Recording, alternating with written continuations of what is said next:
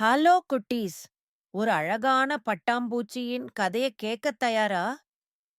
இதோ பாருங்க, இந்த தோட்டம் எவ்வளவு அழகா இருக்கு. இங்கே நெறைய வண்ண வண்ண பூக்கள் இருக்கு, இல்லையா? அந்த பூக்களின் மேல ஒரு குட்டி பட்டாம்பூச்சி மெல்லமா பறந்து வந்துச்சு. இந்த பட்டாம்பூச்சியோட பேரு மலர். மலர் ஒரு நாள் காலையில எழுந்ததும் அழகான பூக்களின் தேனை சுவைக்கப் போச்சு. அடடா! எவ்வளவு சுவையான தேன்! மலர் ஒரு பூவிலிருந்து இன்னொரு பூவுக்கு தாவி தாவி விளையாடுச்சு. விளையாடிட்டு இருக்கும்போது திடீர்னு வானம் இருண்டு போச்சு. அப்புறம் சடசடன்னு மழை வர ஆரம்பிச்சிடுச்சு.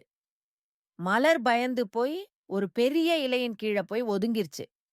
மழை பெய்யறத அமைதியா பாத்திட்டு இருந்துச்சு. கொஞ்ச நேரத்துல மழையும் நின்னு போச்சு. அப்போ வானத்துல என்ன வந்துச்சு தெரியுமா?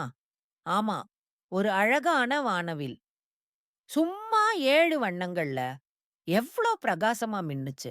நம்ம மலர் பட்டாம்பூச்சிக்கு அந்த வானவில்ல தொட்டு பார்க்கணும்னு ரொம்ப ஆசை வந்துச்சு. மலர் மெல்ல மெல்ல வானவில்லை நோக்கி பறக்க ஆரம்பிச்சுச்சு.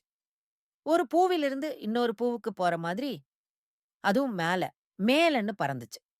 வானவில்லுல இருக்கிற ஒவ்வொரு வண்ணத்தையும் பார்த்து வியந்து போச்சு. சிகப்பு, ஆரஞ்சு, மஞ்சள், பச்சை, நீலம், இண்டிகோ, வயலட் என்னென்ன நிறங்கள். கடைசியா மலர் வானவில்லோட ஒரு முனைய தொட்டுடுச்சு. அடடா! அதோட சந்தோஷத்த நீங்க பார்த்திருக்கணும். அது வானவில்லுக்கு பக்கத்துல வட்டமிட்டு பறந்துச்சு. அப்புறம் அது தன்னோட வண்ணங்கள் எவ்வளவு அழகுன்னு புரிஞ்சுக்கிச்சு. தானும் வானவில் மாதிரி எவ்வளவு அழகா இருக்குன்னு நெனச்சு சந்தோஷப்பட்டுச்சு. மலர்க்குட்டி ரொம்ப சந்தோஷமா, பெருமையா தன் வீட்டுக்கு திரும்பி வந்துச்சு.